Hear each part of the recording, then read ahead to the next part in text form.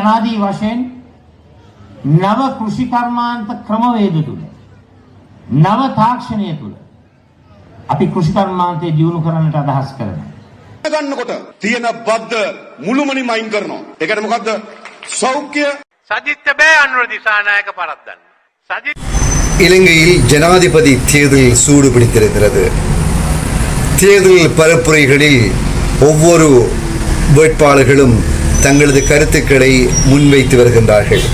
1999 ஆண்டிலிருந்து 2019 ஆண்டு வரை இலங்கையில் தமிழ் மக்களுக்கு எதிராக, விடுதலை புலிகளுக்கு எதிராக யுத்தத்தை நடத்துவோம், வெல்வோம் என்பதோடு இனத்துவேஷமான கருத்துக்கள், இனவாத கருத்துக்கள் பரப்புரையாக்கப்பட்டு அது மக்கள் மத்தியில், பெரும்பான்மையின மக்கள் மத்தியில் செல்வாக்கு பெற்று பெரும்பான்மை இனத்தை சேர்ந்த மக்கள் அதனை வேத வாக்காக நம்பி தங்களுடைய